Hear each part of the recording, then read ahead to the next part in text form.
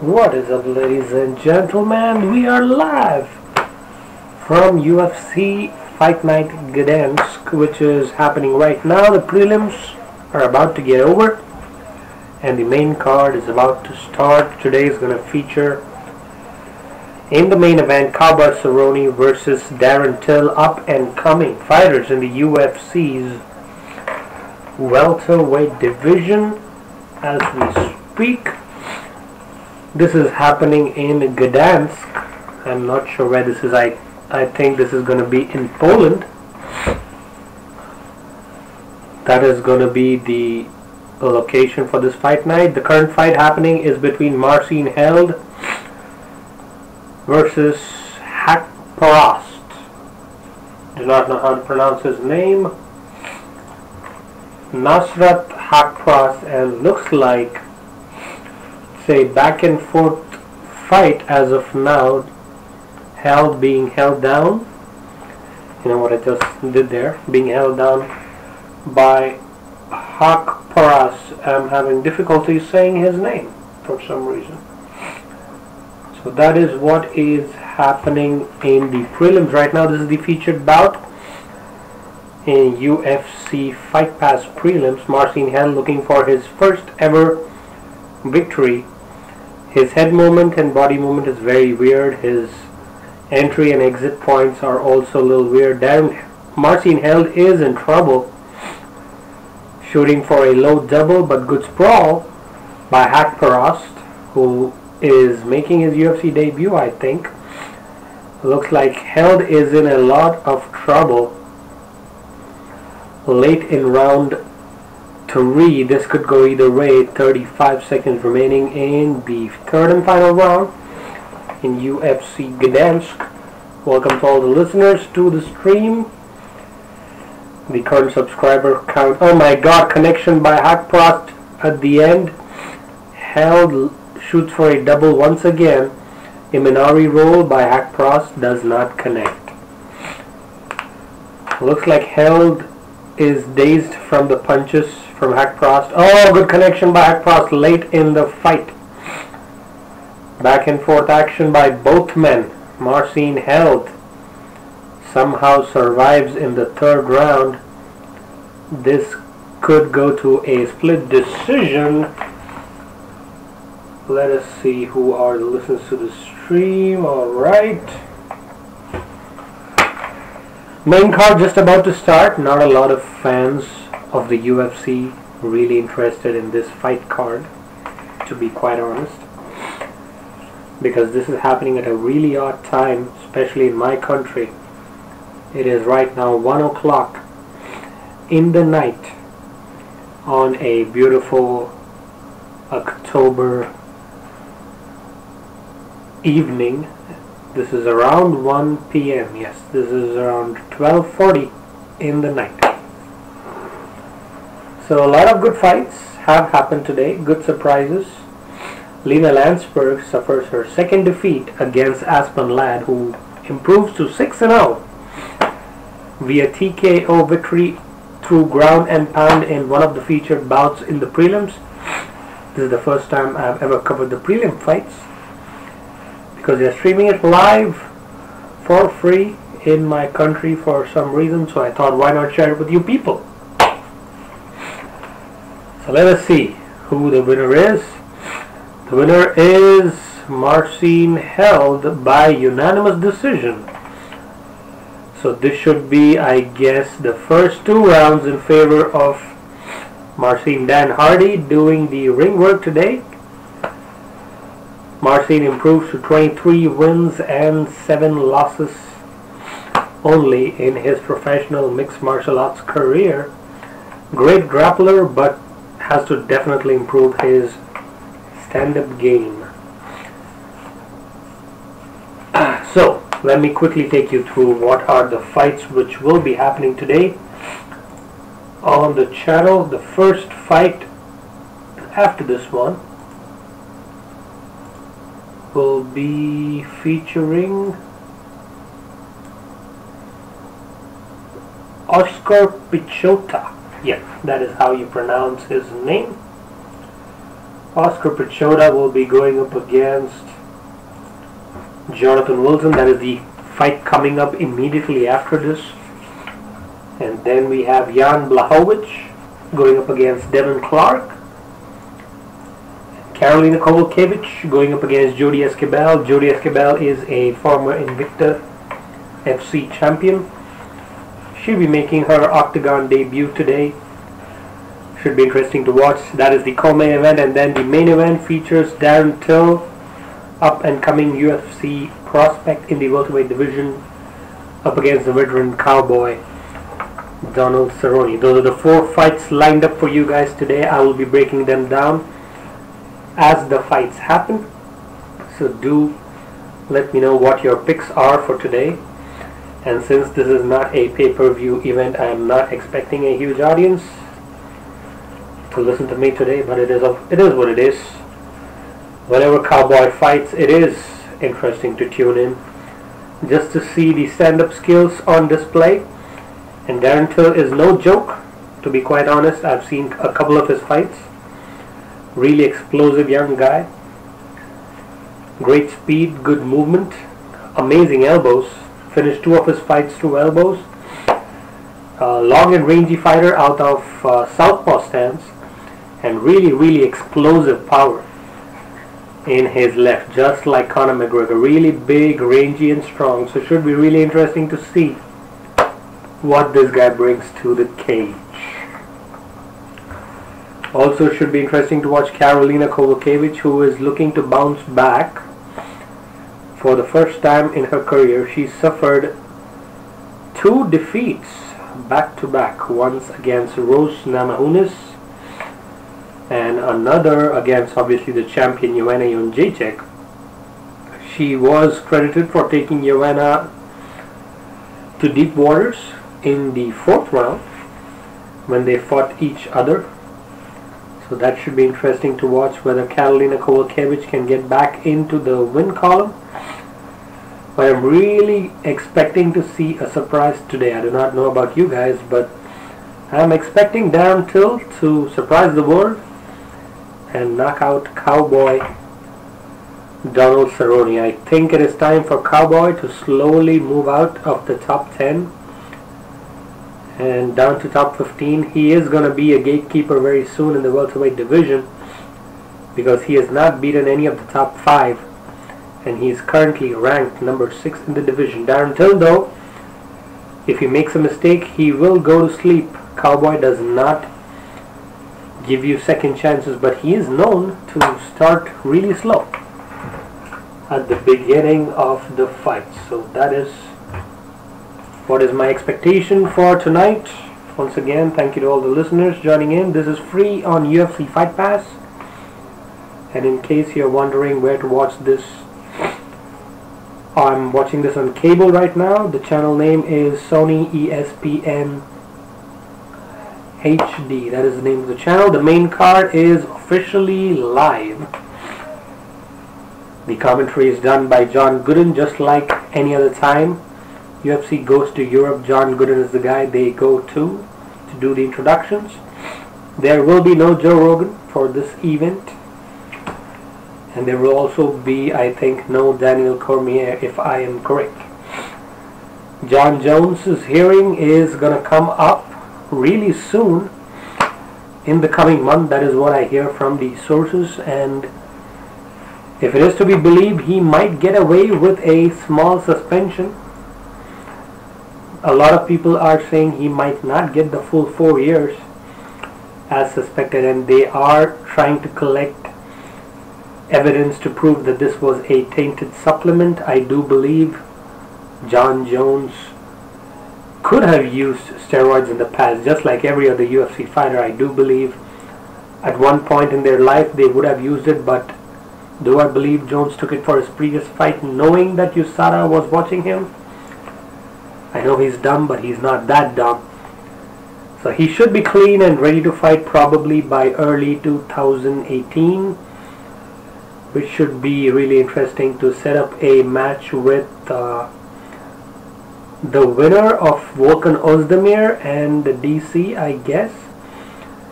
But who else is there in the light heavyweight division? Not a lot of people. He should probably move up to heavyweight, challenge for this title. He's got really good chances against Stipe Miocic, who's also a stand-up brawler. So the kickboxing should be in the favor of Jon Jones. That is my opinion. Let us see how that plays out. DC though is content with the fact that he did get beaten up fair and square. That's what he felt in the fight. But let's not talk about Jon Jones too much, because just last week we had Tony Ferguson winning the UFC lightweight championship. He did win it in convincing fashion against Kevin Lee, and if you remember, he choked him out as predicted live by me through a arm triangle choke. As the positions were happening, we did break it down, so do go check out that video in order to analyze how that submission works. And of course, you can also tune into any pay-per-view event which we did before that. And as promised, UFC 217 is going to be big. We're going to make some changes to the channel, and we will try to broadcast some portion of the fights live. I am ready to take that risk now. A lot of listeners have requested that, so maybe I would come up with a different setup wherein the TV could be behind me and I could set up one more in front of me, and you guys could watch the fights together with me. That is what I'm planning for. But the co-main and main event, which they're showcasing right now, Jodie Esquibel, no joke, former Invicta champion, a lot of power in her kicks, and definitely the biggest set of boobies I've seen in the strawweight division for sure is Jodie Esquibel. Should not be focusing on that. We will be focusing on the fighting for today. Hopefully the audio is crystal clear. If any of the listeners could confirm, would really appreciate it.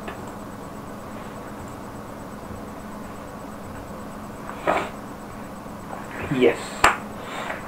So we're going to open with Oscar Piechota and Jonathan Wilson. That is going to be the opening fight, followed up by Jan Blachowicz versus Devin, then followed by the co-main event, Karolina Kowalkiewicz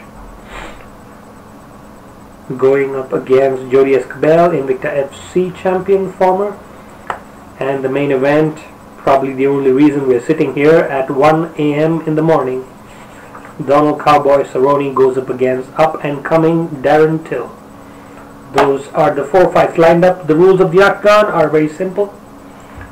Each round winner gets 10 points. The opponents get 9 or less based on effective striking, grappling, octagon control, and aggression. Those are the criterias. Of late, the judges have been scoring a lot of fights, 10-8. And the new ABC Unified Rules of Mixed Martial Arts have been adopted for this event in Europe. So that is the update on which rules have been adopted. So that means a downed opponent is a person who is on all fours, not just holding his hands on the ground while getting kneed in the head. So no problems in terms of weirdness like the one which happened in the Eddie Alvarez and Dustin Poirier fight. The next one though is going to be really interesting. Undefeated prospect Oscar Piechota is going to be going up against Jonathan Wilson. Both these fighters have a lot of power in their hands, but Piechota looks a lot more technical, whereas power wise I would have to give the advantage to Jonathan Wilson. I am not expecting this fight to end in the first round, but anything can happen. Jonathan Wilson's nickname is Johnny Bravo for some reason, and my favorite ring girl of all time, Carly Baker, is doing the ring work for this event, so extra special for this one. Jonathan Wilson making his way into the octagon, fights out of San Bernardino, California, and easily looks like he is more than 6 feet tall. I'm not sure which weight class this event is. Should be light heavyweight or middleweight, I guess. Let us see his record and win streak. He is being accompanied by, who's this guy? I remember him. His name is from L. So this should be the middleweight division, most probably. Jonathan Wilson has 5 first-round finishes. Has finished 6 out of his 7 victories by knockout. And he is making his UFC middleweight debut. So it should be really interesting to see what happens here. I am surprised that Smiling Sam Alvey did not fight, did he? Oh, he already fought and he already lost to Ramazan Emeev in the prelims. So that's what happened to that fight. So Sam Alvey did not make weight for his UFC middleweight bout and ends up losing 20% of his fight purse. Jonathan Wilson seems to be complaining about something but looks fresh. Has got 6 out of his 7 victories by knockout, so maybe if he can take it early, could get a nice win in his UFC middleweight debut. Right now entering into the octagon is Oscar Piechota, who fights out of Gdansk, Poland. That is where the fight is happening right now, so he is the hometown favorite. And looks to be the far more technical striker, but I have not seen any of these fighters in any of their previous fights, so I cannot comment about their other fighting attributes. Also looks pretty rangy and tall from his stance. Wears similar shorts to John Jones with the side cut on the shorts, so maybe more of a kicker rather than a puncher. His record is undefeated, 9 wins, no losses, and 1 no contest. He is on his UFC debut and he's on a 6-fight win streak. Finished all of his 9 victories, 4 by knockouts and 5 by submissions. Is Oscar Piechota, who is making his UFC debut on the main card for UFC Fight Night, Gdansk, Poland. The crowd is going crazy, and at the same time I would like to wish all the people from Asia a very happy Diwali. To all the listeners who are tuning in from Asia, the Festival of Lights may bring you a lot of happiness. Piechota is 27, Wilson is 30. Wilson is 2 inches taller at 6 feet 2 inches. But Piechota will have a 1-inch reach advantage. The introductions are from my favorite announcer, Joey Martinez, who I feel will be remembered soon as the successor to Bruce Buffer, because I feel Bruce Buffer might retire in the next 3 or 4 years. 7 wins and 2 losses for Jonathan Wilson in his professional mixed martial arts contests. UFC 217, cannot wait, is going to happen in Madison Square Garden in 2 weeks' time. George St. Pierre faces Michael the Count Bisping for the UFC Middleweight Championship. Cody Garbrandt faces T.J. Dillashaw for the UFC Bantamweight Championship. And Joanna Jędrzejczyk goes up against Rose Namajunas for the Women's Strawweight Championship. Those are the fights at UFC 217. The main card is set. Leon Roberts is going to be our referee. Both the fighters look ready. Will they touch gloves? They do. Southpaw stance for Jonathan Wilson. Oscar is having an orthodox stance. Immediate pressure by Jonathan. Looks like he wants to kick more. Does Jonathan. Early knockout can be expected looking at the stances of both these gentlemen. But both are a good kick to the body immediately. As I said, the stance gives you an immediate indication of what you want to do. The open stance makes you prone to a lead leg kick. That is what Oscar delivers immediately. Both the fighters trying to gauge the range. Oscar has to be careful while moving into the punching range. Good switch kick attempt by Oscar does not connect. 4 minutes remaining in case you want to sync this up with us. Both the guys, oh, beautiful, beautiful kick to the body, upper half. Jonathan though, still a little tentative. Oscar is not looking really balanced here. Really looking trigger shy, not ready to pull the trigger as they say. On October 28th though, you have the return of the Dragon. Leo the Dragon Machida comes back to the octagon and fights Derek Bronson. That is going to be next week in the middleweight division. Both these fighters are running circles around each other, and they are not looking to put together any combinations. They are looking for the one-hitter quitter punch. It looks like that is not gonna happen. Lot of feints by both the fighters. Good kick by Oscar to the body, did not connect fully. 1-2 grazes the head of Oscar.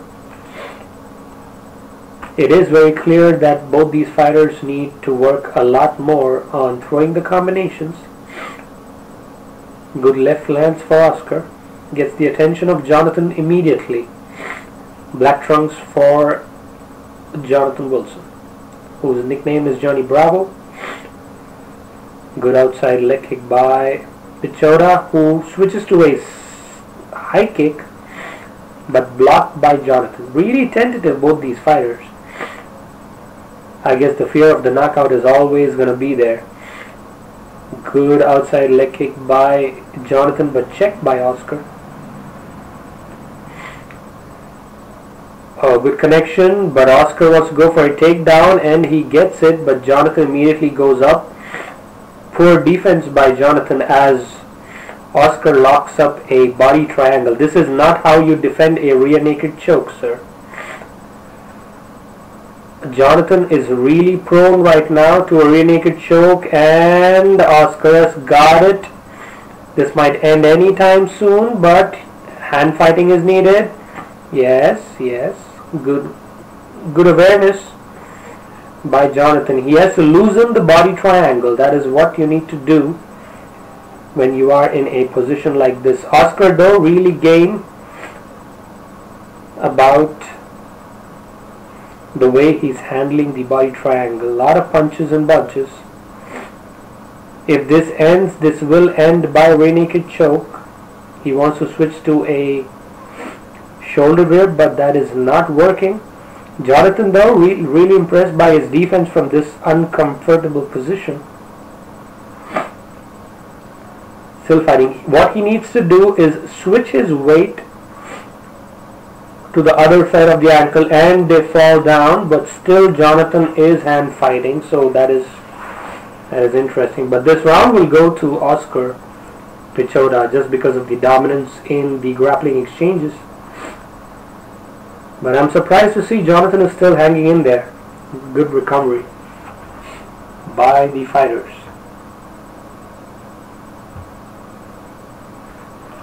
Dazed is joining us. Yes, I agree, sir. There are too many Fight Pass cards these days.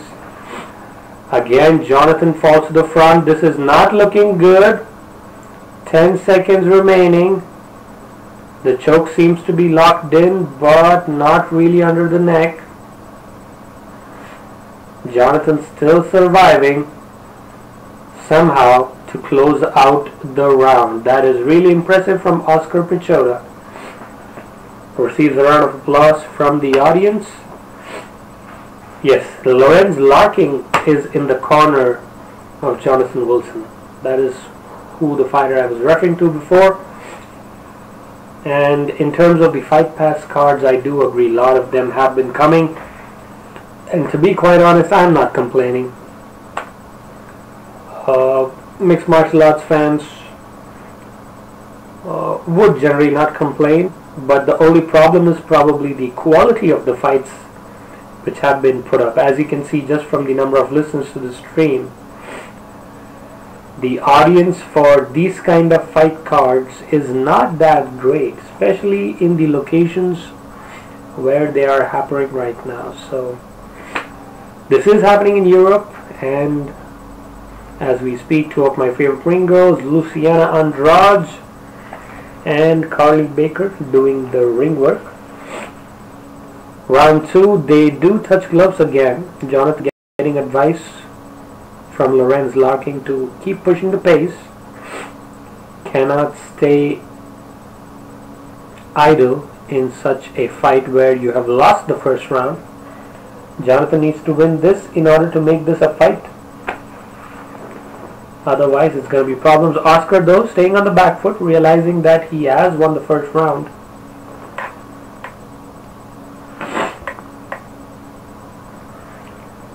Staying back, fighting. Oh, beautiful leg kick by Jonathan, but he himself falls by the sheer pressure of it. Hopefully he's not hurt his leg.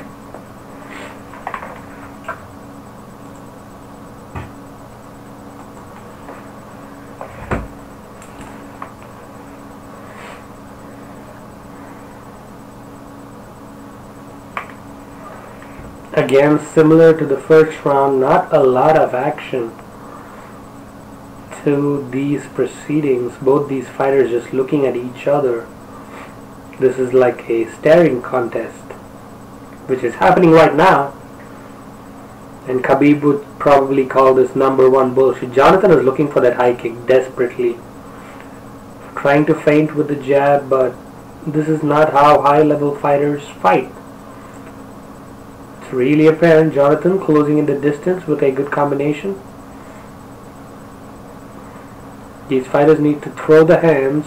1-2 connects partially for both the fighters. Oscar, though, is on the back foot this round for some reason. Maybe he's not that comfortable striking with Jonathan. But Jonathan is also not throwing much. This is probably the only middleweight fight where I've been so bored. I'm not showing it though. Jonathan needs to lead with the jab or a hook and then finish his combination. Right now he is only hitting one punch or one kick combinations. Wanted to land to the body, does not connect for Wilson. Total strikes till now, Piechota 31, Wilson 8. High kick connects for Wilson, wobbles Oscar for a second. That is what he was looking for. He needs to pressure. He needs to pressure Oscar immediately, otherwise he will be losing the round. More action early, good punch to the body and kick to the body by Oscar.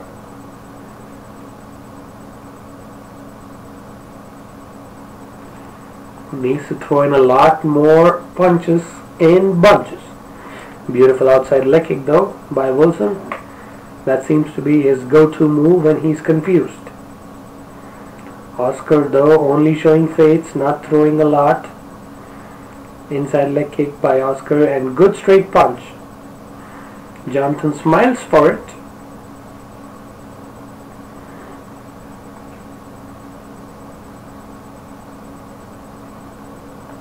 One minute 30 seconds remaining in the second round.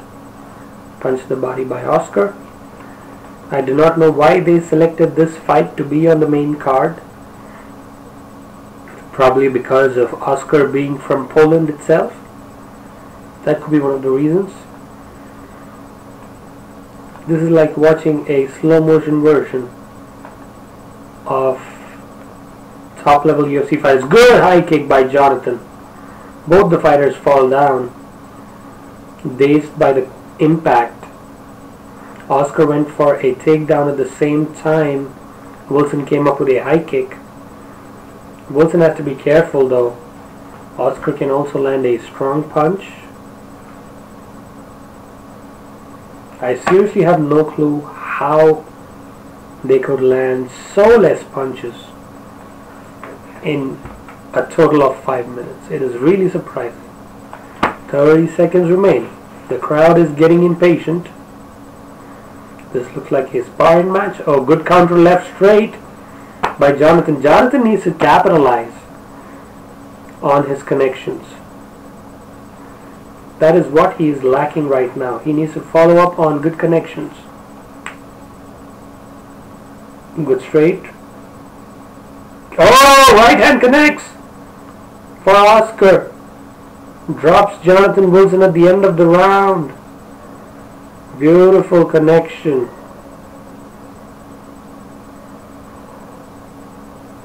Beautiful connection by Oscar. Looks like he might have slipped.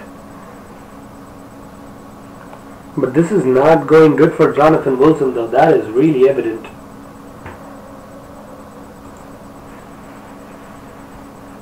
But he is getting good advice from Lorenz Larkin, who is fighting in Bellator these days. So is Gegard Mousasi, who won his fight yesterday against Alexander Shlemenko. Good connection by Oscar over the top right hand.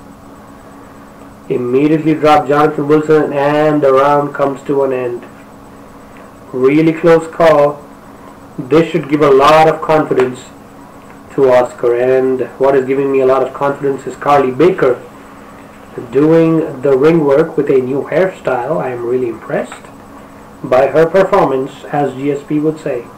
Final round, Rion Roberts, the referee, asked them to get it on, and they touched gloves. Hopefully they throw much more in this round compared to the previous ones, because right now this is a bore fest in terms of action. Total punches which have landed around 50 by both the fighters in 10 minutes.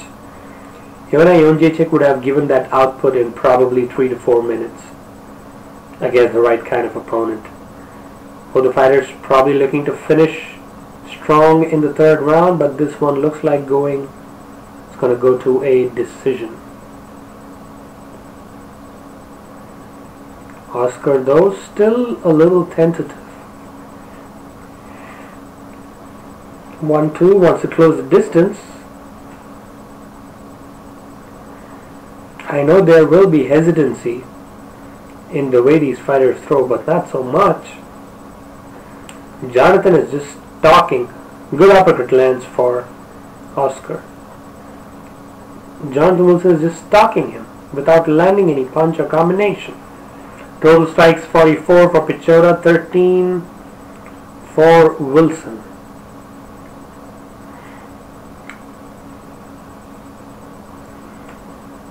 Why are these fighters running away from each other? I have no clue. Low blow connects. Temporary stoppage in the action.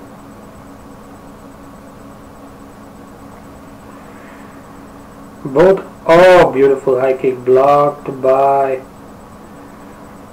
Piechota. Jonathan Wilson doing what Overeem does, run away from their opponents. Why are they not throwing combinations? I have no clue. There's a lot of scope to put some pressure, but both these fighters are just a little concerned with them getting knocked out. Trying to counter each other, both the fighters. Good high kick by Jonathan. Oh, good punch to the body by Oscar, answered with a left straight by Jonathan Wilson. A level change by Oscar, goes for a double. Decent sprawl, but he is on the ground. Jonathan Wilson immediately gives up his back, which is really frustrating at such a high level. Yes, he will be giving up his back. Looks like he does not want to be in here. This is looking more like Anthony Rumble Johnson's performance against DC. But somehow is still in it. Gives up mount. Elbows will be coming down from this position. And if he is aware of the position, a head and arm choke is also available from top. That is a serious availability. Looks like he's adjusting to it. But Jonathan Wilson doing decently well. Good punches. Wants to go for the rear naked. That seems to be the favorite submission of Oscar. 1 minute 30 seconds remaining. Punches in bunches. Gives up the back. He's turtling up. Jonathan Wilson. If you ask me, I would say armbar is available, but Oscar is not keen on going for it. Takes the back, locks in the body triangle. Jonathan, though, is only surviving right now. As we speak, this is, yes, as I said, arm triangle from the top is available, but Jonathan is defending well. Oscar was not aware of that position, so he went for it anyways, which is okay.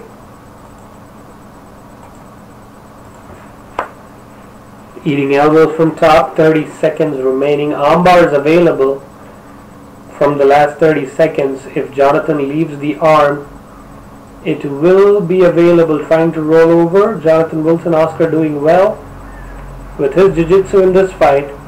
Jonathan trying to reverse positions. Arm triangle from bottom.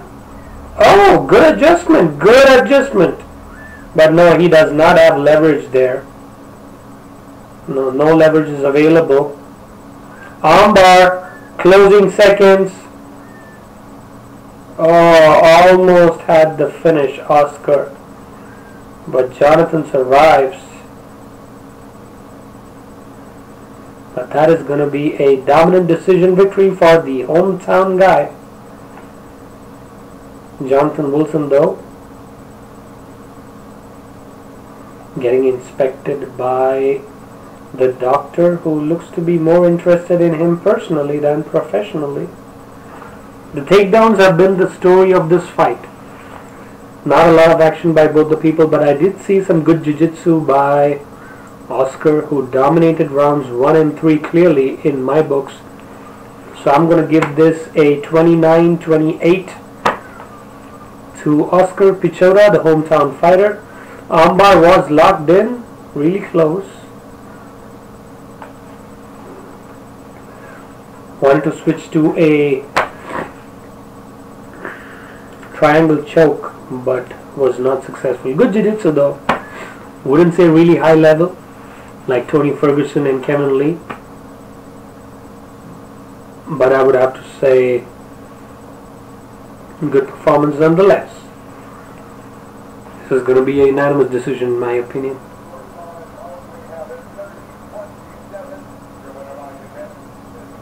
So the winner by unanimous decision, 30-27 in all the 3 scorecards, is going to be Oscar Piechota. Good round of applause by the audience. Good finish to the fight. And once again, thank you to all you guys for listening. Hey guys, I'm Karolina Beautiful Kowalkiewicz, stuff and I for just the created opening my own website fight with card. Go to Wix.com to create your opening fight card of the night. So good stuff, good stuff. Now we get into the real meat of the fight. Jan Blachowicz versus Devin. That one should be really interesting. But to be quite honest, this fight night could be really long. So stick along, stay back, relax, maybe leave a like, and let us spend some time in analyzing these fights. This is Harry from MMA Live, your channel for live breakdowns and fight analysis as they happen. The punch at the end of the second round did give the round to Oscar Piechota in the eyes of the judges. It was really close to getting finished multiple times by Oscar.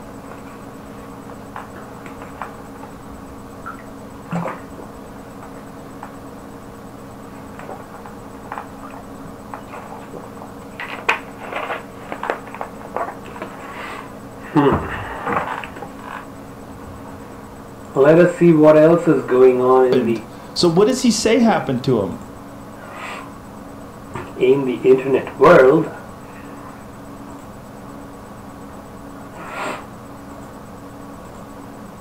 Oh. Okay. That's interesting. So congratulations to Oscar Piechota, the winner of the first fight on the main card. He remains undefeated at 10 wins and no losses with 1 no contest. Should he get a top 15 opponent? I don't think he's ready for it yet. Needs to work a little bit more on his combinations. But it is what it is. Maybe give him a top 20 guy and we would see his progression the next time. Eddie Bravo Invitational 13 featuring the lightweights Gary Tonin, Orchard and Brandao. That is going to happen tomorrow 9 p.m. Eastern and 6 p.m. PT. That is going to be the update for EBI, one of my favorite tournaments for Jiu-Jitsu especially.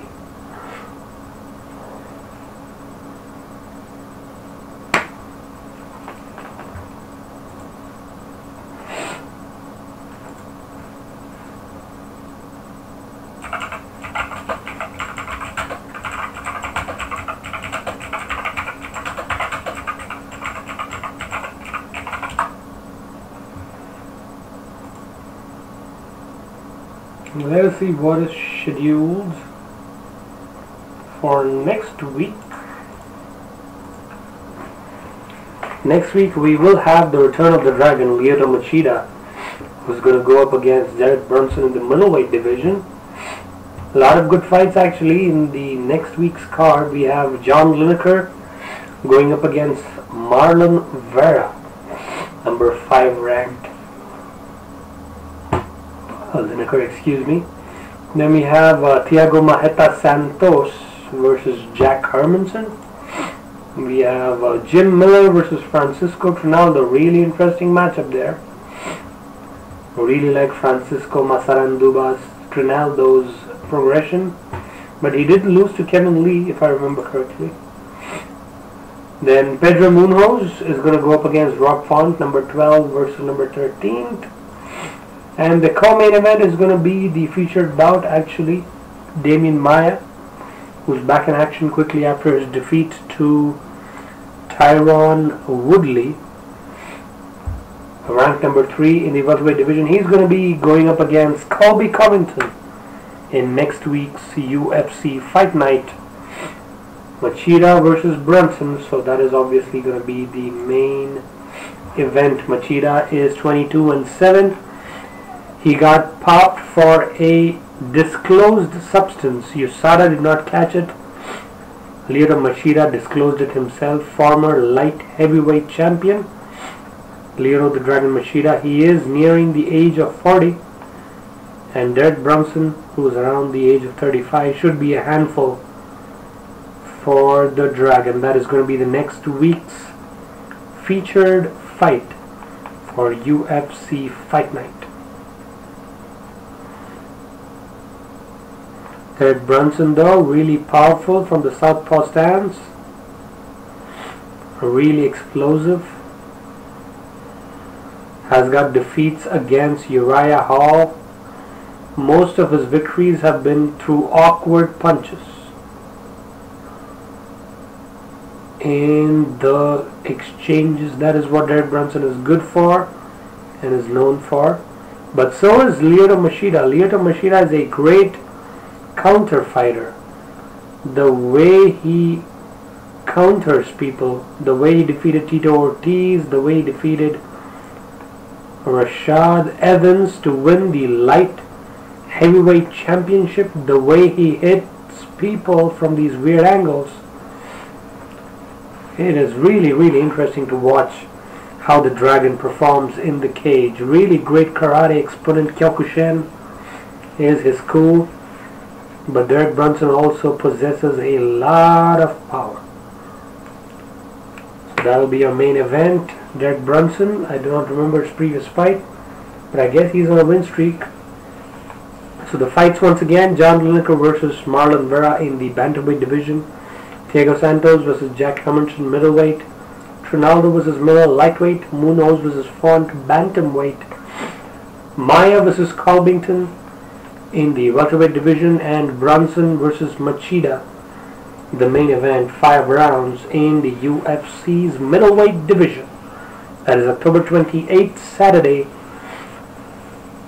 live from Sao Paulo, Brazil. UFC Fight Night Brazil, Machida versus Brunson. As we speak, they show the picturesque setting in Poland, which looks really beautiful.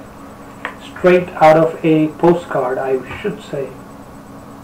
Really beautiful city of Gdansk, Poland. 2008 Super Mage.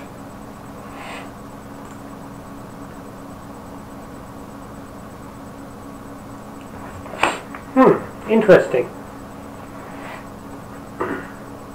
Devin Clark is going to go up against Jan Blachowicz in the 205 division. Devin Clark has good grappling and good hands. Jan Blachowicz, very similarly styled fighter, did win against Pat Cummins in his previous fight, so might be going for 2 back-to-back victories is Jan Blachowicz. He is the native of Poland, so he will have the hometown advantage in this particular fight. After this, we will have Karolina Kowalkiewicz versus Jodie Esquibel in the women's strawweight division, and the main event will be Cowboy Cerrone versus Darren Till.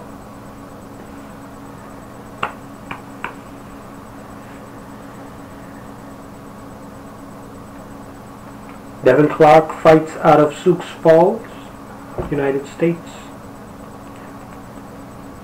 and weighed in at 206 pounds in the official weigh-ins yesterday. Can we expect a finish at least in this fight? After seeing the previous one, I really did not know what to expect today in Poland's fight capital, as they call Gdansk. Devin Clark, though, needs to wrestle early, push the pace, and have a high striking output. He trains out of Jackson Winklejohn, the same institution as John Jones. So he does have good coaches to back him up. Coach Winklejohn and Mike both together with him. A really well-built fighter who needs to get his output going early in round 1. Let us see his official MMA record before he enters the octagon. Devin Clark, though, looks like he does possess significant power in his left hand, as referee Leon Roberts is doing the pre-ring work with him. He will be fighting Jan Blachowicz, the hometown fighter from Poland, who will have the crowd behind him for today's featured bout. In the main card, the first fight featured Oscar Piechota versus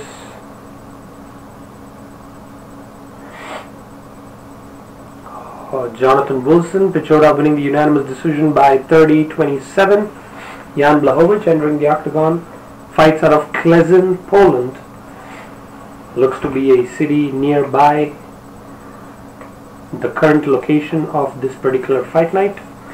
Really looking forward to the co-main and main event. Hopefully this fight gets over soon and we could go to a quick co-main event. That is my expectation.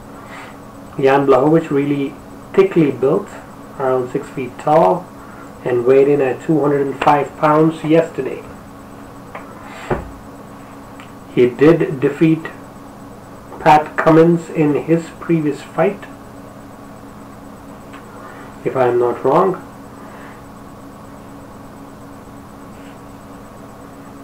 Getting the mouth guard down.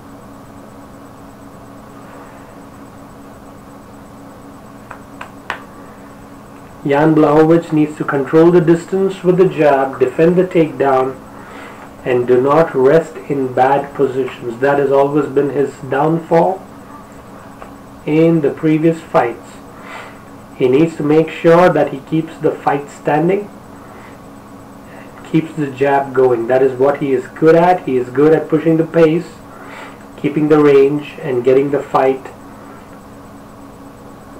from going to the ground. They do hug each other as Jan Blachowicz enters the octagon. They did touch gloves. So show of respect for both these fighters. Let's see, can we get a knockout? The official tale of the tape. 34 years old Jan Blachowicz up against 27-year-old Devin Clark. Blachowicz has a height of 6 feet 2 inches, which is 2 inches more than Devin Clark's 6 feet, and he will have a 3-inch reach advantage. So all the factors pointing towards a Jan Blachowicz victory, but Devin Clark packs a mean punch, has an MMA record of 8 wins and 1 loss, and he is the minus 165 favorite as per Las Vegas odds. So he is riding high as per the odds. Jan Blachowicz, though, is a veteran of the UFC's light heavyweight division, has a record of 19 wins and 7 losses. Fights out of Warsaw, Poland. He is the plus 135 underdog for this particular fight. The crowd is going nuts for their hometown fighter. We should wait and see what happens in the next one when Karolina Kowalkiewicz enters the octagon. The referee for this one, though, is Mark Goddard, and the ring work being done by Luciana Andrade. Devin Clark, Mark Goddard, all set. Here we go, round 1 out of a possible 3. Immediately Devin Clark throwing some kicks from range, dropping low. Good defense by Jan to stop the takedown. Good positioning and feints by Devin Clark shown early in the round. Good elbow though, lots of pressure. Devin Clark is known to be a quick starter. I do expect, looking at this pace, that this fight might actually not go the distance finally, like most of these other fights have today, except the one with Lena Landsberg where she got defeated by Aspen Ladd from Invicta FC, who improves to 6-0 in her mixed martial arts career. Over under clinch against the cage. Good punch to the body by Jan. Needs to make sure that he keeps the punching distance. Jan is no stranger to getting pressure applied on him. Again, clinch fighting against the cage, trying to get a dominant position. The red rungs for Jan Blachowicz, and Devin Clark is wearing black trunks. Not a lot of action. The referee resets both the fighters and they move to the center. Devin Clark looks to land the takedown.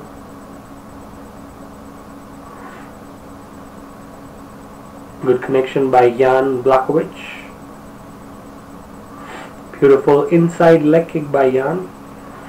Gets the attention of Devin Clark, who seems to be really explosive, but he will lose a lot of energy if he keeps up this pace. 3 minutes remaining, 2 minutes 50 to be exact, in round 1 out of a possible 3. Good kick to body by Jan. That right hand is always ready for Devin Clark, who moved in with a leg kick and wanted to land a punch, but Jan was aware of the same. A lot of pressure put in by Devin Clark. Gets caught in these exchanges. Devin Clark has to be careful. He might go to sleep if a solid punch lands from Jan. But the way he closes the distance is really appreciable for an up-and-coming fighter like Devin Clark. Good kick to the body by Jan.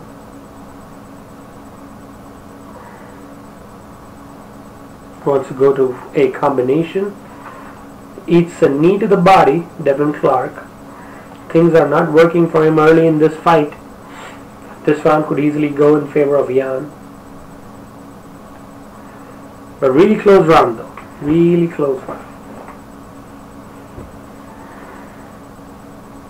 Again, multiple knees to the body. Oh, good straight punch by Devin, who lands a straight punch. Wobbled Jan Blachowicz for a moment. Oh, good connection by Jan once again. Straight left lands for Devin Clark. Wants to go for a kick.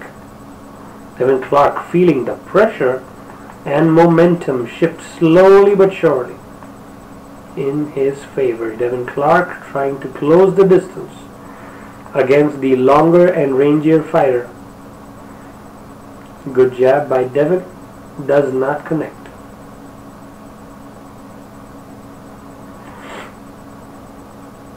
Oh, one more connection over the top by Devin Clark. He is slowly but surely landing these punches, and this might win this round in the books of the judges for Devin Clark.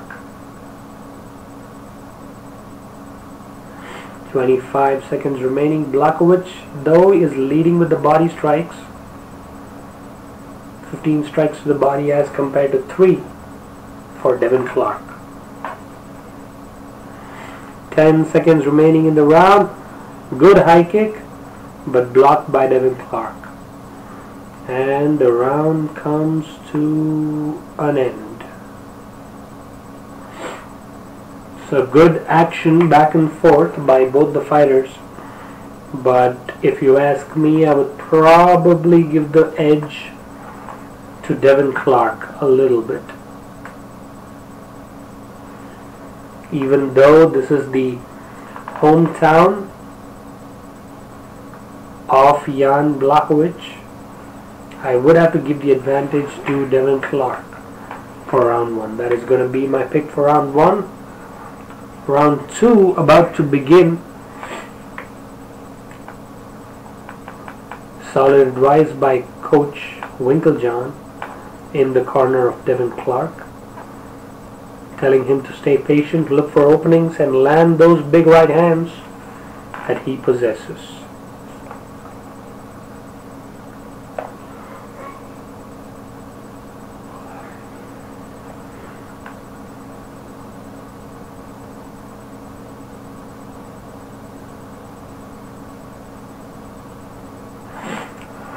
Round 2 comes quickly for Jan Blachowicz. Devin Clark immediately pushing the pace. Rushes towards Jan. Jan trying to throw him back with a couple of rushes of his own. Good teep kick to the lead leg by Devin Clark. This fight will soon get weird. Lot of kicks to the body. Looks like Jan Blachowicz has hurt Devin Clark with some of those kicks to the body. Multiple kicks to the body landing for Jan. Got to keep up the pressure. One of them really hurt Devin Clark.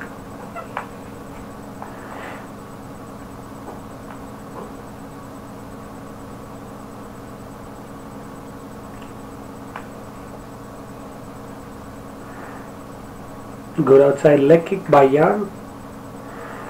Good sliding side kick by Devin Clark. Good left hook by Devin. Good kick to the body once more by Jan Blachowicz. Good level change by Devin Clark, but beautiful sprawl by Jan, who switches to a double of his own and lands on top of Devin Clark. A huge error by Devin Clark in this round. This is not looking good for Devin here. Once again, thank you to all the listeners who have tuned in to a card which not a lot of people were interested in seeing. Cowboy Cerrone versus Darren Till is yet to come. So is Karolina Kowalkiewicz versus Jodie Esquibel. Those are the two fights remaining as Jan works from the bottom of Devin Clark's lower half guard, trying to switch to a upper half but not finding enough range. Switches to an almost side control sort of a stance. Jan Blachowicz punches to the body. Devin Clark though is still losing this round. In my opinion, by staying on the ground, he is not working enough. He should ensure that he lands some ground and pound from the bottom.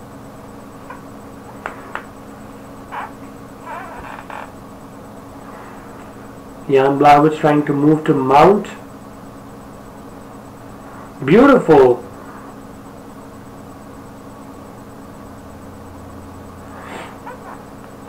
Beautiful get up by Devin Clark, who gets poked in the eye by Jan Blachowicz while he was getting up.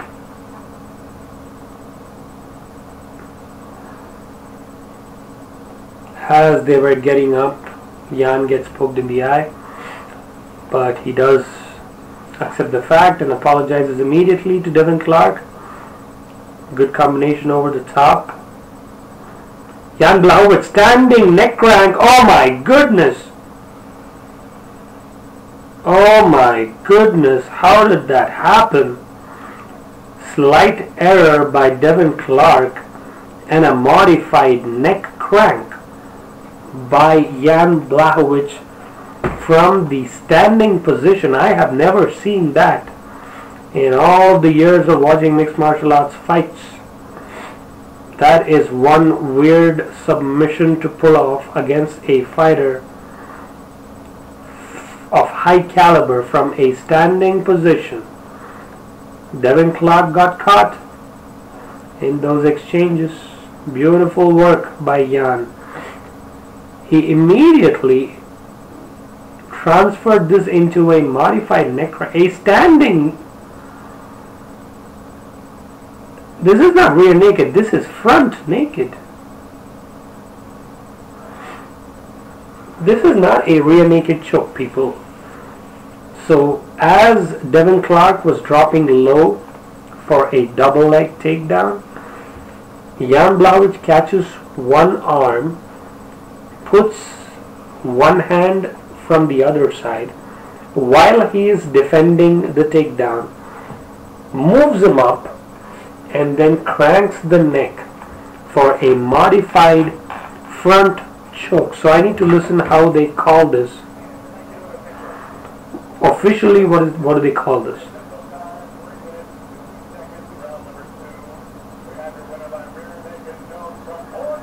No, that is not a rear naked choke. They are officially declaring this as a rear naked choke, but that is not. Sort of a choke from the standing position. Let's see what Dan Hardy has to say.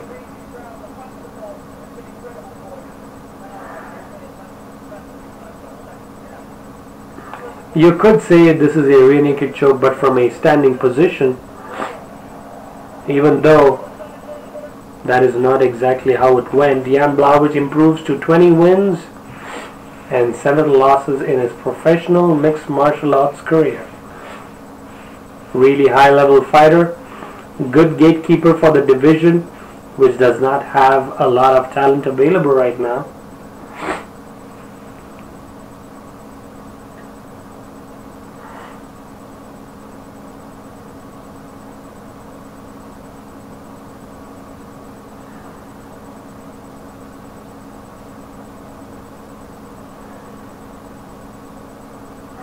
Yeah, he kind of caught the takedown attempt and immediately cinched in the choke.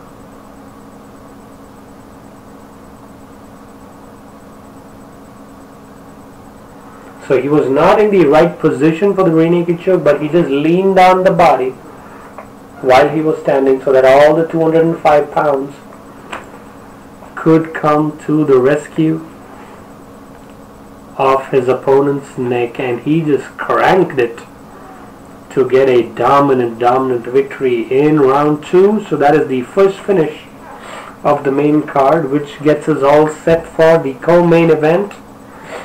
Karolina Kowalkiewicz will be facing Jodie Esquibel. That is a weird choke to finish the fight from a standing position. That shows us how unprepared Devin Clark is in his jiu-jitsu game.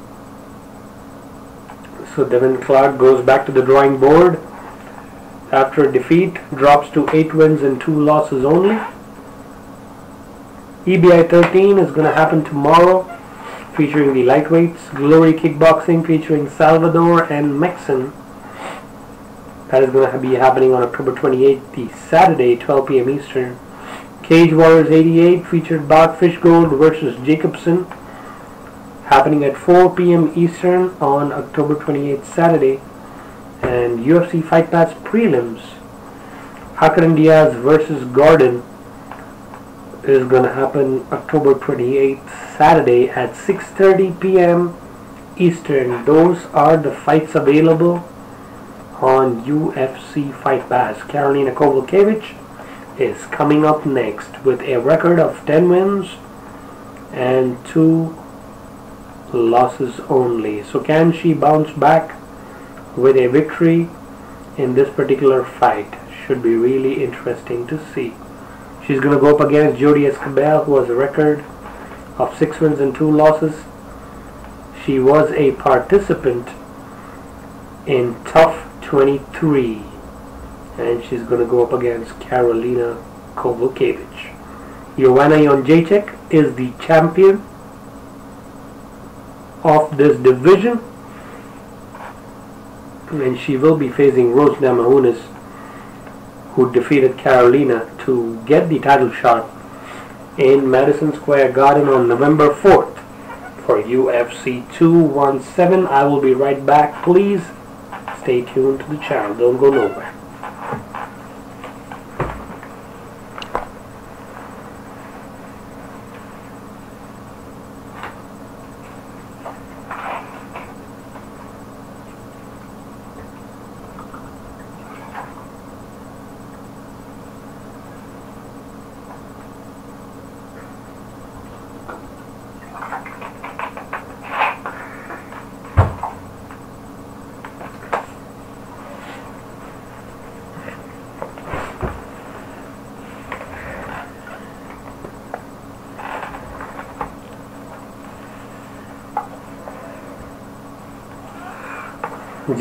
Jessica Andrade is the clear #1 contender who defeated Claudia Gadelha when they met recently. So that leaves the door open to Karolina. Maybe Karolina can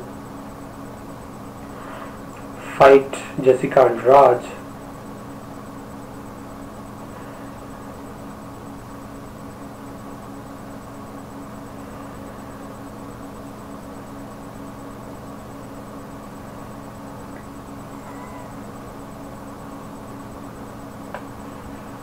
I think Karolina Kowalkiewicz got defeated by Rose Namajunas? I'm not sure. But she is facing the biggest set of racks in the UFC strawweight division. That is for sure going to be Jodie Esquibel. I do not know why she is fighting an unranked opponent. I have no clue. But she fights out of Albuquerque, New Mexico. So that means the coaches will probably be Jackson and Winklejohn. So the same set of coaches as the previous fighter, Devin Clark.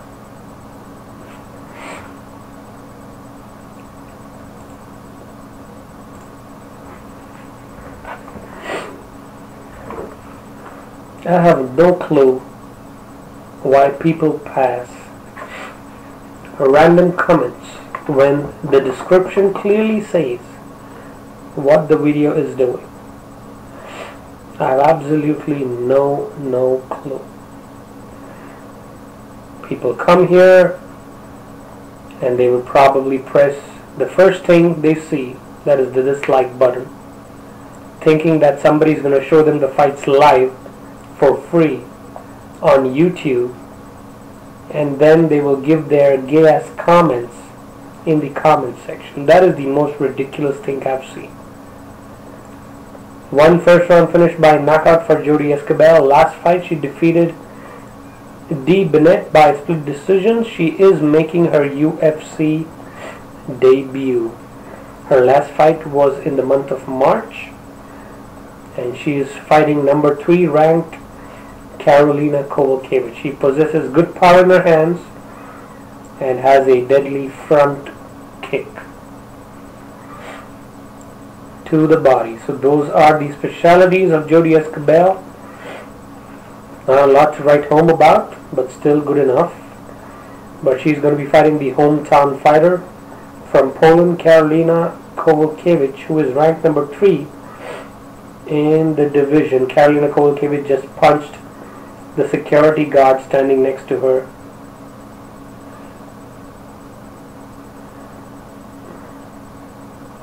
But gets away with it. If she loses this fight though, that could be the end of the road for Karolina Kowalkiewicz, because she has already lost 2 in a row if I'm not wrong. One against Rose and another against Joanna Jędrzejczyk. She looks to be in shape. She has solid kickboxing credentials, and she has been defeated by Joanna Jędrzejczyk even in kickboxing and Muay Thai competition. She can win this fight easily if she keeps her distance and manages her jab correctly, but you cannot take any fighter lightly. Anything can happen at any given moment. Ranked number 3, she has the highest takedown defense in the women's strawweight history at 84.8%. She has the tied 4th highest striking weight, also in the women's strawweight history at 4.49. She has wins over Rose Namajunas. Okay, so she did win her fight against Rose Namajunas, so that is interesting to see. Shakes hands with Jodie Esquibel. Notable victories over most of the competition, I think, except Claudia Gadelha. Yes, I agree. Claudia defeated Karolina, and so did Joanna Jędrzejczyk. Those are her 2 losses. So that would mean that Rose Namajunas should get easily defeated in her fight in UFC 217. Karolina is 32, Jodie is 31. Everything else is virtually identical. That is the tail of the tape for the co-main event of the evening, sponsored by Walking Dead, which is releasing on a particular network today. I have no clue how Jodie Esquibel got this fight. She is the plus 375 underdog for this particular fight. Should she belong here in the UFC? This is her UFC debut, and she is going up against a really high level fighter in Karolina Kowalkiewicz, who is as relaxed as they come. She leans against the cage, blinks the eye, and blows some kisses and waves at the crowd. That is her trademark appearance and demeanor before every fight when it starts. So let us see how they will begin this one. I'm expecting this to not go to the ground probably, because Jodie Esquibel also wants to keep it standing. The referee is going to be Leon Roberts. Once again, ring work done by Luciana Andrade, co-main event. Let me know what your predictions are for this particular fight. Can we get a surprise of the night? Will they touch gloves? Yes, they do. Jodie Esquibel looks a little short compared to Karolina. 1-2 lands for Karolina immediately. Jodie though looks much faster early on. Wants to drop some levels and hit the body. Jodie Esquibel throws a mean right hand. Good teep kick to the body by Jodie early on. Body head seems to be the combination Jodie is working on for this particular fight. Karolina staying sharp. Good straight punch landing for Karolina.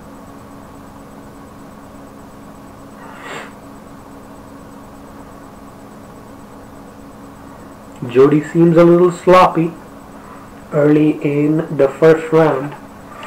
Uncharacteristic of her.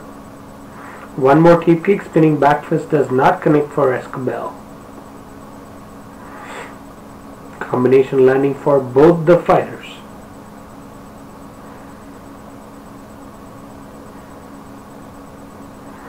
So there are a couple of combinations that Jodie wants to land. Teep kick to the body, followed up by a spinning back fist, or punch to the body and left hand over the top. These are the combinations Jodie wants to hit.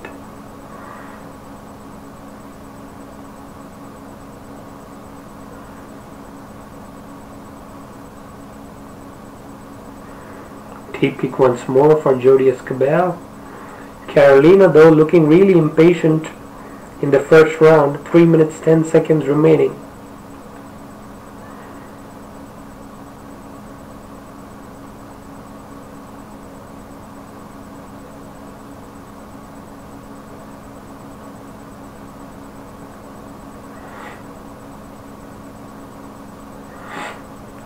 Multiple combinations landing for Karolina to the body and to the head. Karolina should use her kicks a little bit more. She isn't using them well right now. Good kick to the body by Karolina.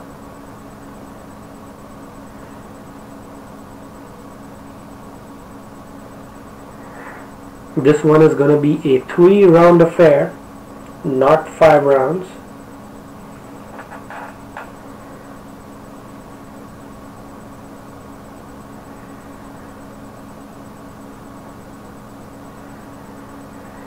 Combination landing for Karolina. Jodie Esquibel seems to be in trouble.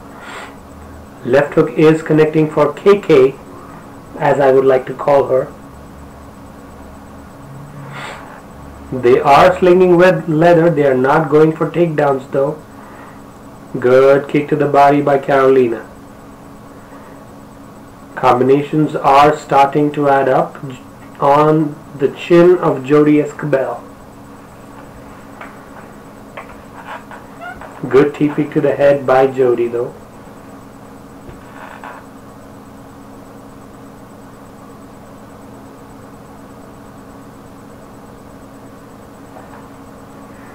Oh, good connection by Jodie, catching the kick and hitting the right hand over the top. Got the attention of Karolina. She has to be careful in guarding her head. Oh, good kick to the body and to the head. 1 minute remaining. Karolina is bleeding from her nose, I believe.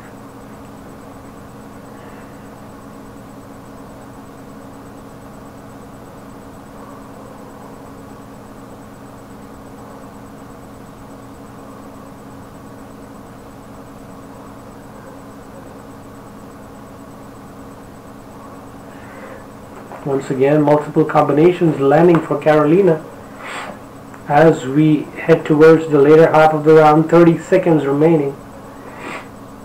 Good combination once more. I think the judges will give this round to Karolina, though it is really close in my opinion. Jodie is landing some combinations, and in terms of damage it's pretty equal. But I would have to go towards Karolina for this particular round, just because of the pressure she is putting on Jodie throughout this fight.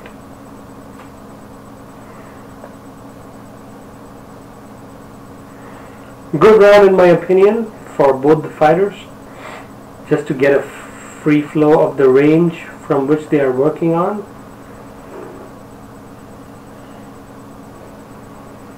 So Karolina though is bleeding from her nose.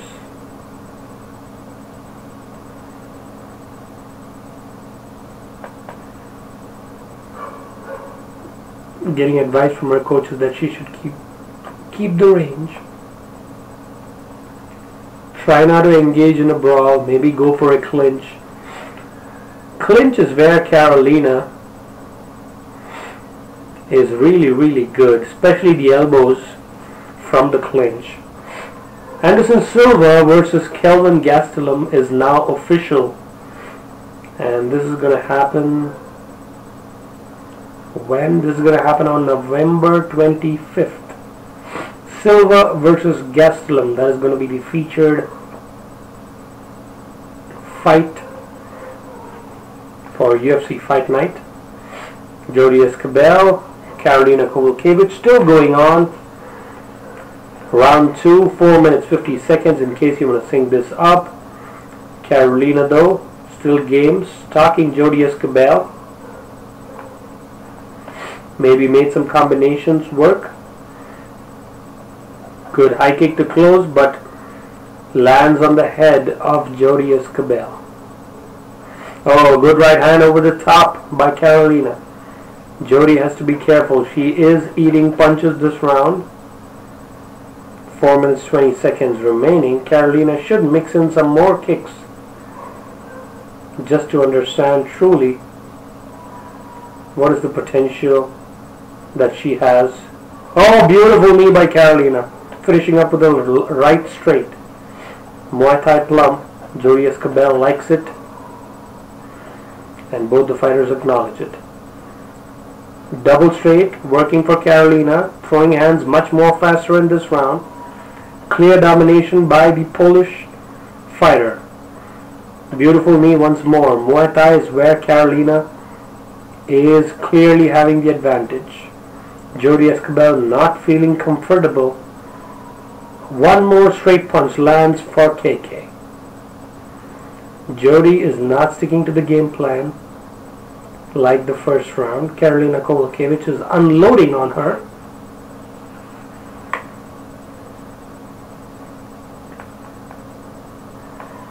Jodie is simply moving from one side to the other in the octagon.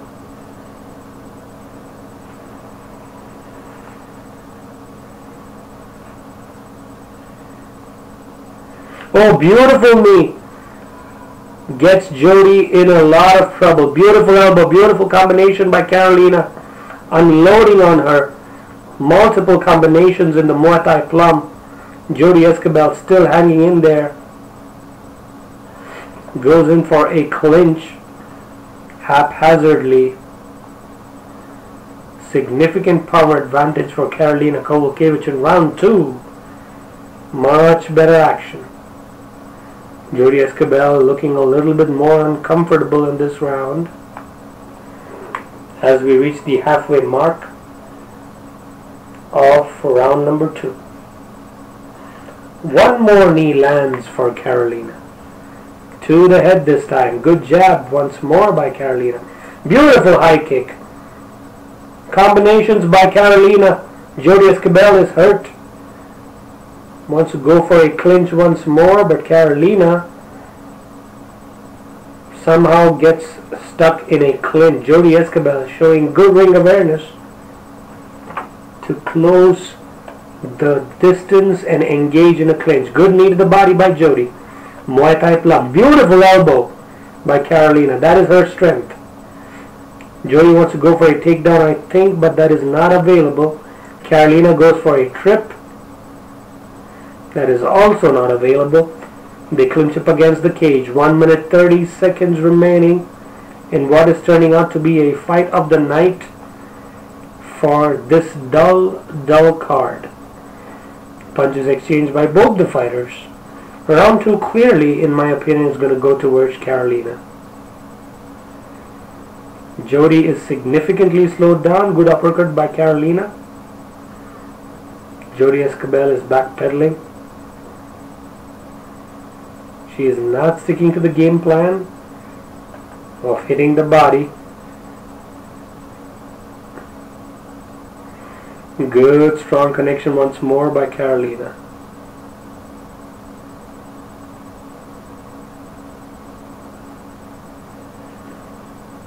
She is just stalking her prey, is Karolina Kowalkiewicz. Beautiful trip takedown by Karolina Kowalkiewicz. Immediately takes the back. Goes for an armbar. Maybe trying to extend it. If she locks this in, she has 15 seconds to finish this one. Jodie Esquibel might be in trouble.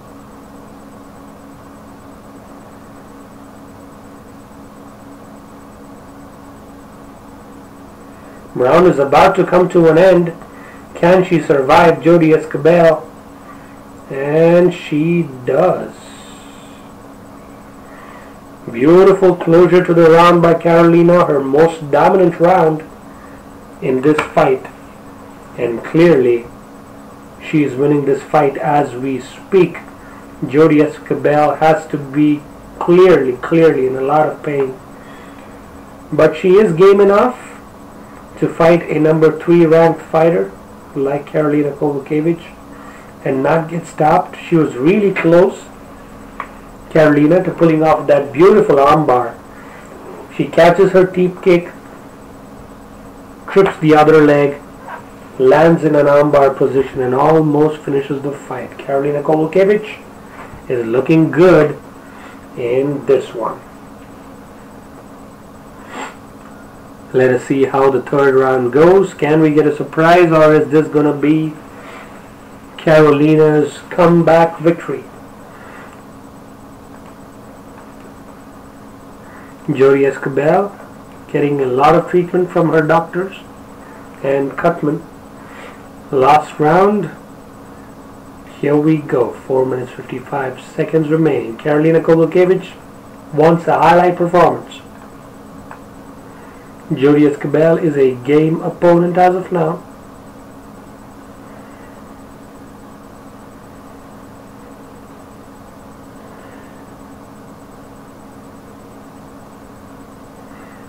Clearly, clinch is where Karolina is dominating these exchanges.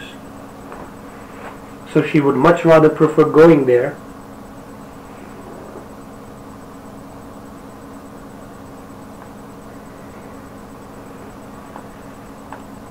Good outside leg kick by Jodie.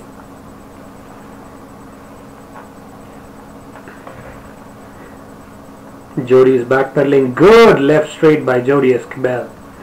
Got the attention of Karolina, who's peppering her with some left straights.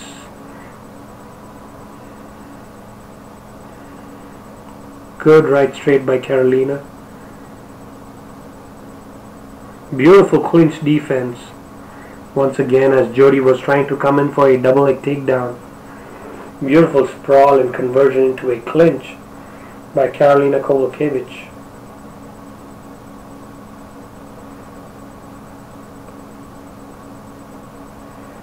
Good teep kick by Karolina. Jodie Esquibel is literally running away from Karolina Kowalkiewicz right now. Like literally.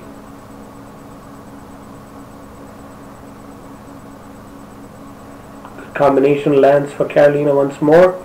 Beautiful Muay Thai plum into a knee by KK. Jodie Esquibel is feeling the heat as we speak.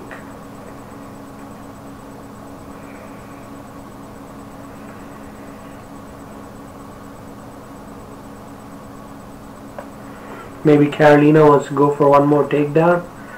Good high kick followed by a straight punch by Karolina.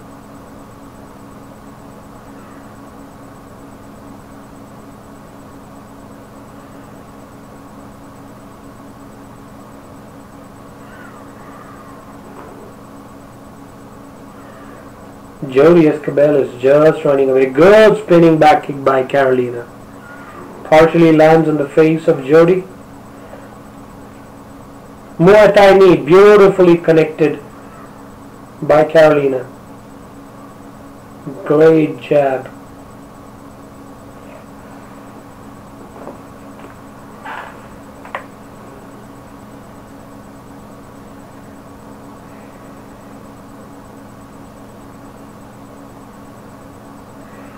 Double punches landing for Karolina. Oh, beautiful punch by Jodie over the top. 1 minute 40 seconds remaining. Jodie Esquibel is as game as they come. She is still hanging in there with one of the best in the division. Good deep kick by Karolina.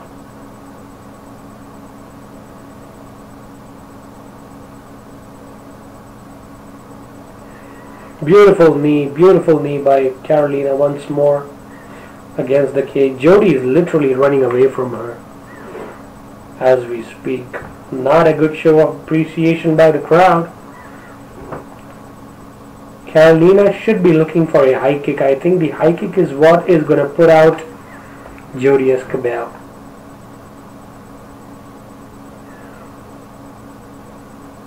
Oh, beautiful elbows and knees by Karolina in the clinch. Lot of knees. Do not pull the hair is what the referee tells to both these fighters. 30 seconds remaining. Can we get a finish, Karolina Kowalkiewicz? Let's go for it. I am already pumped for the main event. Cowboy Cerrone versus Darren Till. I have a lot of expectation from Till. Good knee to the body by KK. 20 seconds remaining. They are going all out for this brawl. Jodie Esquibel also is going all out. 20 seconds remaining. Beautiful elbow by Karolina. This is going to be a unanimous decision for the number 3 ranked fighter in the UFC's strawweight division. And that's a wrap. That's a good fight, ladies and gents. Lot of punches thrown by both the fighters, and I would have to say clearly the advantage was in the clinch and in the range for Karolina Kowalkiewicz. So that's going to be a unanimous decision in favor of the Polish fighters. So both the Polish fighters on the main card getting their respective victories in tonight's featured bout. So that leaves us with the main event, 5 rounds in the UFC's welterweight division. Darren Till versus Cowboy Cerrone. Don't go anywhere. I will be back in a few minutes only. Thank you very much.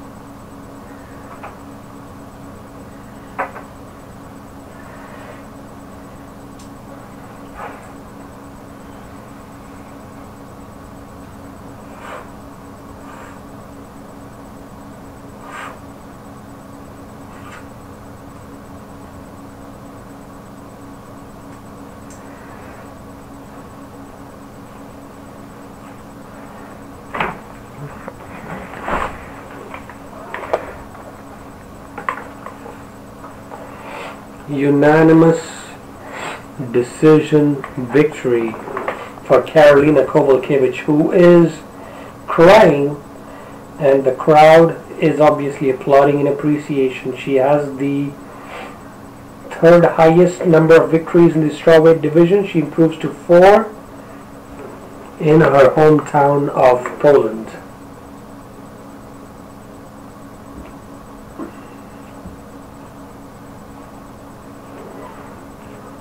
They tried to market Karolina in these markets in Europe, but she ended up losing to Joanna Jędrzejczyk, which is nothing to be afraid of. JJ is really good. Karolina did want to go for the finish. Beautiful trip to get the takedown and almost finish the fight in the second round.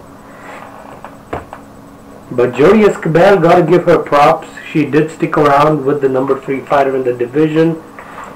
She was mismatched a little bit, but she gave a good account of herself in this particular fight. So nothing to be ashamed of for Jodie Esquibel. She goes back to the drawing board with her loss in her UFC debut. Karolina Kowalkiewicz improves to 11 wins and 2 losses only. And we are all set for the main event of the evening, Cowboy Cerrone versus Darren Till. And I'm going to give you a small surprise because my pick is actually going to be Darren Till for this one. I agree, a lot of people do not think this guy has the skills to beat Cowboy, who is pretty much the gatekeeper for the upper echelon of this division. But I really feel Darren Till has got the potential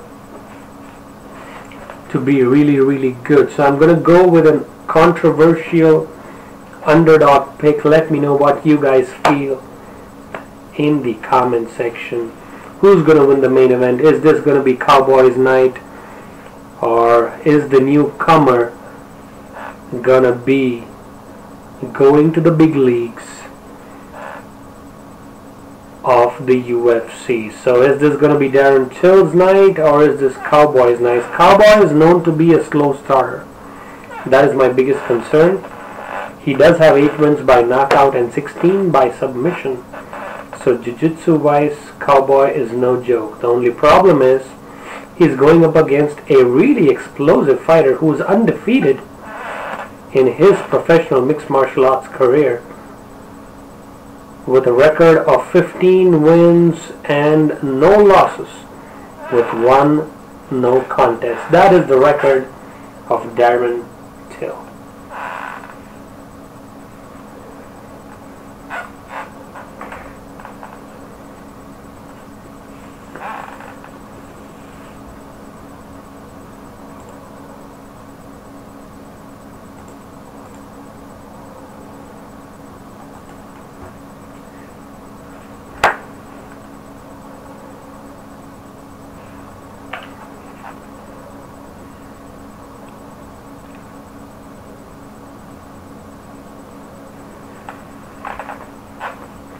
Next week we are going to be live from Sao Paulo, Brazil for UFC Fight Night Brunson versus Machida. That is going to be the featured main event in UFC Fight Night series, which will also have an excellent welterweight bout between Damian Maia and Colby the Chaos Covington.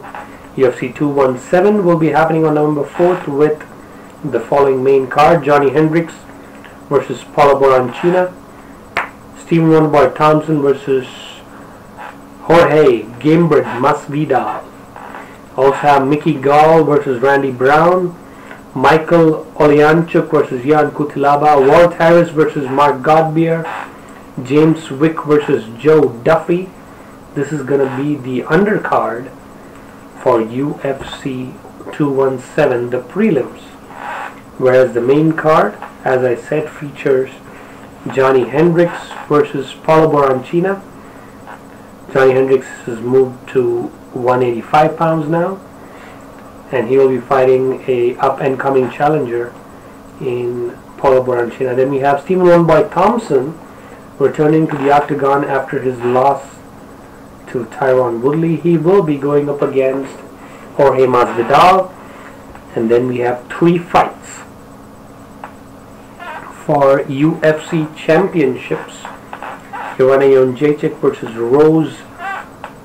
Tug Rose Namajunas for the women's strawweight championship, Cody Garbrandt versus TJ Dillashaw for the men's bantamweight championship, And the main event, Michael Bisping versus George Rush St. Pierre for the men's middleweight championship. Is this going to be GSP's night, or will Bisping shock the world one more time? That is what is to be seen. But before that, today we have Darren Till versus Cowboy Cerrone. Really explosive power for Darren Till, great elbows. Cowboy Cerrone known to be a slow starter. So my pick is going to be Cowboy Cerrone getting defeated by TKO or KO by the up and coming Darren Till. But if Cowboy fights to his full potential, I do not think Darren Till will come close. But I'm probably going to stick to my underdog pick for this one. I really feel it's been a long time since an underdog won big in the UFC main event, and I think that is going to happen today. Cowboy is no joke, has got some great knockouts and great submissions, but I really do feel the counter-punching ability of Darren Till is really excellent, and he possesses a lot of power in those left hands. Cowboy is a natural welterweight, but he was fighting majority in the lightweight division. So in terms of size and speed, I would give the advantage to Darren Till, also in terms of power. But in terms of submissions, combinations, and overall ability for a big fight experience, I would have to give the advantage to Cowboy Cerrone. Multiple head kick knockouts for Cowboy, who has also defeated the likes of Melvin Gillard, Rick Story of late. So let us see what is going to happen in the main event. In the blue corner will be the challenger to Cowboy today, Darren Till, who has a record of 15 wins and no losses, undefeated fighter, one no contest in his record. He fights out of the United Kingdom, if I am not wrong, so he is one of Europe's own, but looks like the crowd really likes Cowboy Cerrone, which is not a surprise. Really long and rangy for the division is Darren Till. If he gets a victory, he would immediately put himself in line to face a top 5 opponent.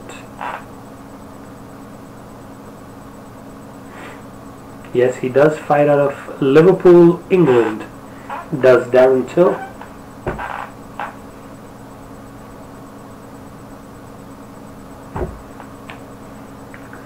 Removes his shirt while he's walking towards the octagon.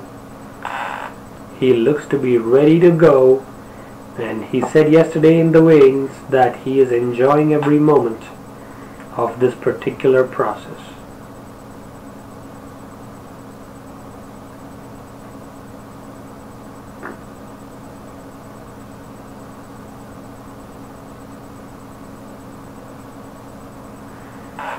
Darren Till is unbeaten, as I said. He has 4 first-round finishes and 9 wins by knockout. So, as we know that Cowboy is slightly slow starter in the first round. So, if he catches Cowboy, it's going to be lights out really soon for Cowboy Cerrone.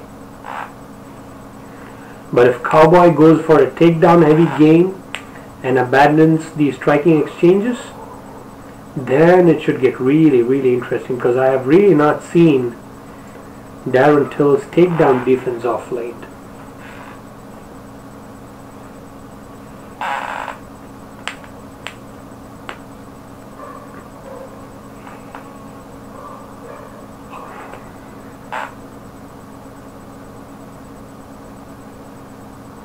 Darren Till really relaxed and comfortable inside the octagon. Everybody waiting for Cowboy to enter. Let us hear the audience roar.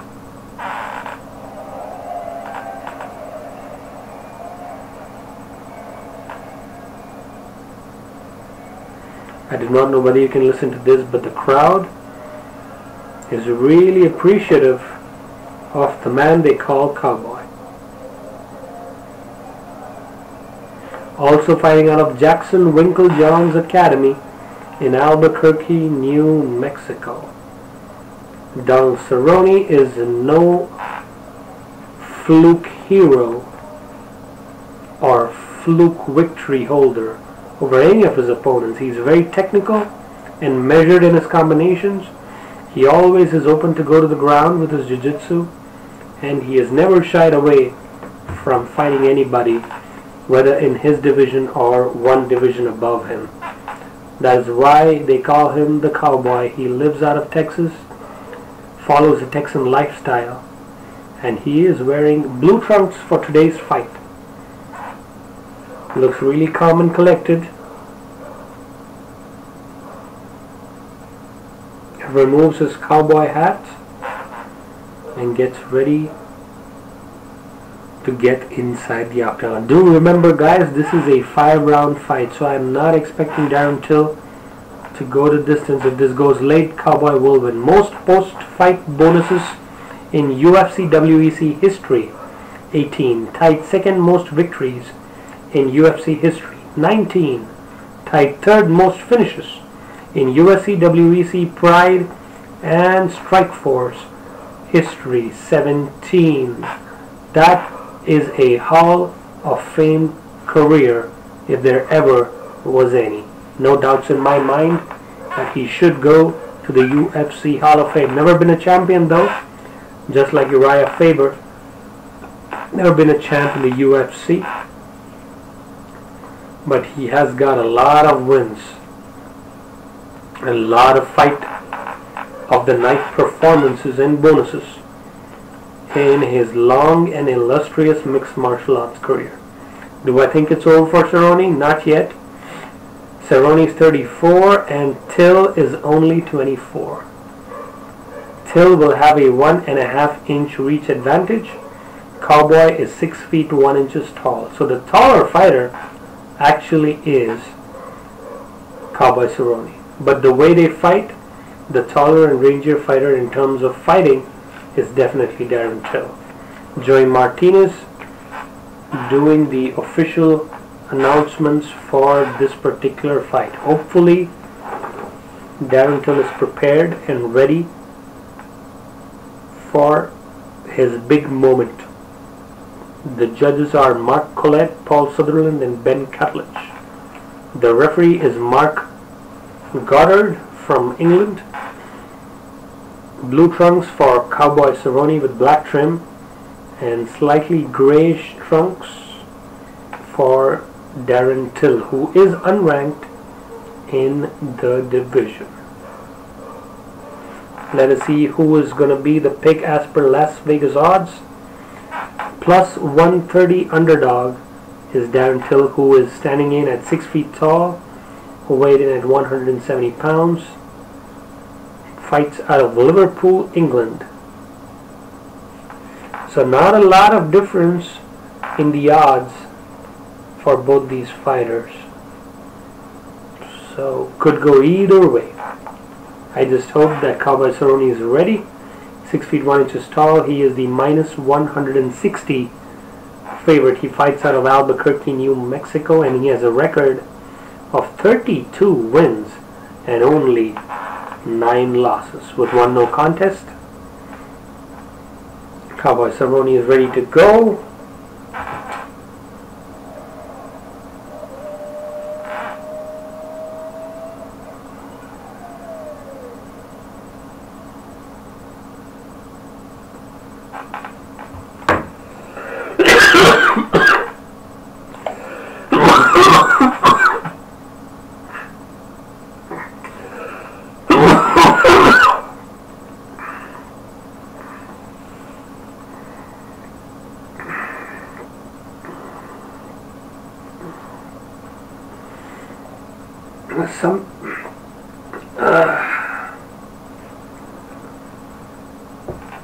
Something got stuck. Dead.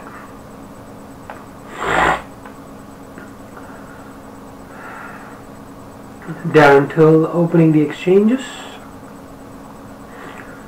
Looking for a straight left is what Darren Till always does.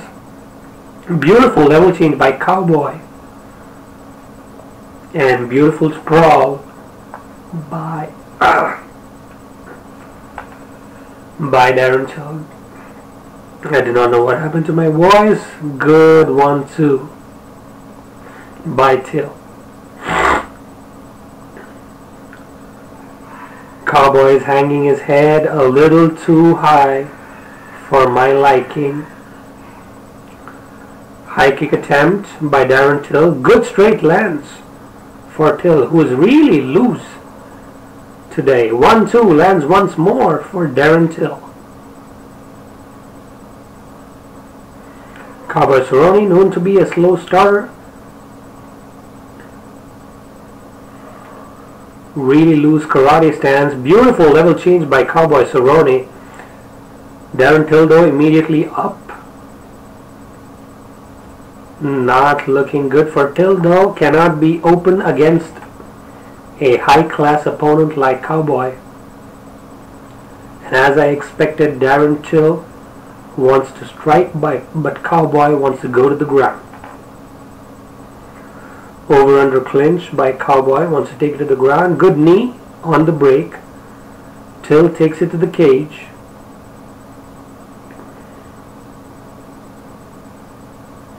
Good open stance fighting by Darren Till. I really like his approach. 1-2 landing again and again for Darren Till. He has to be careful of the left high kick. Good jab by Darren Till.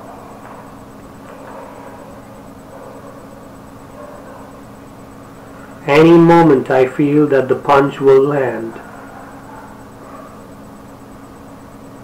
But he has to be careful of the right counter. High kick by Cerrone. Cerrone is really surprised by the output that this youngster is delivering. Very, very similar to the style Conor McGregor fights in.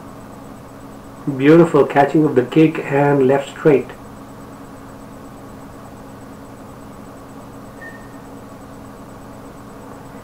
Cowboy Cerrone does not fight well against the cage. Good kick to the body by Cowboy. He's known for his kicks, but he is not employing them today.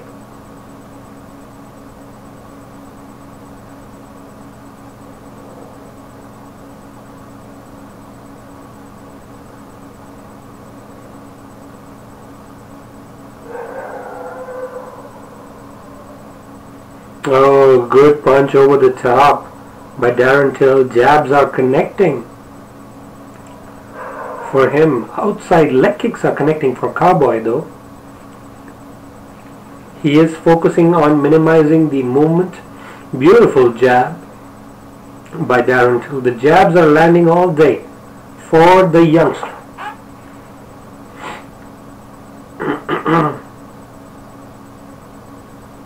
Exceptional striking displayed by both the fighters in terms of offense and defense early in the first round. Strong kick to the body by Cowboy. That one got the attention of Till. Oh, 1-2. Strong connection by Till. Cowboy is in trouble. Beautiful elbow connects for Till once more. 1-2, 1-2. Multiple combinations. Cowboy is in deep, deep trouble. Darren Till is close to finishing the fight, and he does it. As I told you, people, do not sleep on this guy. He is the next generation. I told you guys. Multiple punch combinations. Really respectful to Cowboy. Cowboy was dazed by that 1-2. I'm telling you, man, that 1-2 was really, really quick. Really like the way he fights. The only problem is the same as Conor McGregor. Can he fight a true grappler? That is going to be the issue for Darren Till. Let me tell you that. Beautiful 1-2 lands for him. Boom! On the chin. Cowboy is dazed. You could clearly see he was in trouble. And the way he closed in with that elbow work is beautiful. Multiple hooks. Cowboy was in trouble. Did not want to be pushed so much by such a ferocious young fighter. Gets saved by the referee. Multiple punch combination. Had no time to recover at all. And Darren Till steals the show, just as I expected. No surprises for me in that particular event. Cowboy Cerrone is bleeding from the nose, but it is what it is. Cowboy was a little too overconfident, but Darren Till showed that he belongs in the UFC. Cowboy always game, gotta appreciate that. But man, this has to be Darren Till's biggest victory by far, and he defeats the number 6th ranked welterweight fighter. Great show of respect by both the gentlemen, but man, he just swarmed him. Beautiful range, boom boom. Lands the left straight. Gotta hear this interview. Gotta listen to this interview, guys, I'm telling you.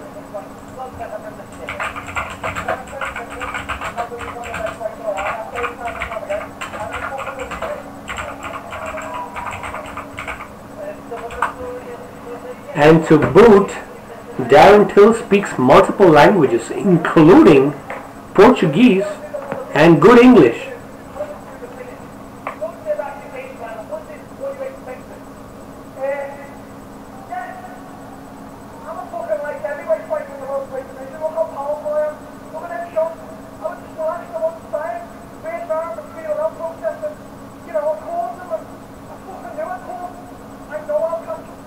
And beautiful step-in elbow with a jab.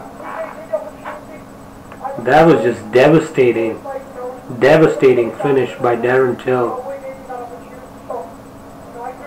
Donald Cowboy Cerrone was nowhere in the picture. Beautiful, beautiful job. I'm really impressed by Darren Till's performance.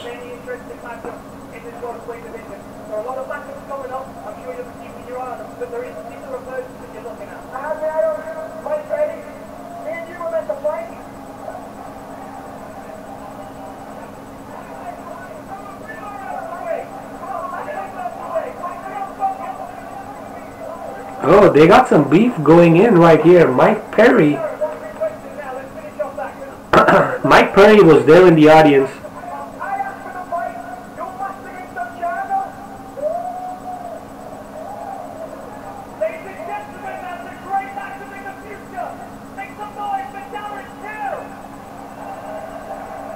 Darren Till versus Mike Perry would be a really, really interesting fight.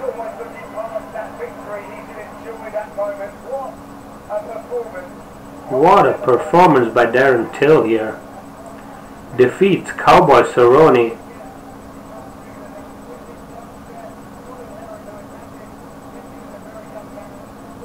Really young man, 24 years old. So is Mike Perry. Really impressed. That's going to be a wrap for today. Once again, thank you to all the listeners who did join into the stream. I know the timing was a little odd. Thank you once again to all the listeners. Even the ones who hit the dislike button thinking that this is going to be a live show of the fights on YouTube. But it wasn't. Hopefully the breakdown did help you guys in understanding the world of mixed martial arts. And hopefully you like the play-by-play. Do leave a like, and I will join you guys next week for UFC Fight Night. Machida versus Brunson. That's going to be a wrap from me, and I will be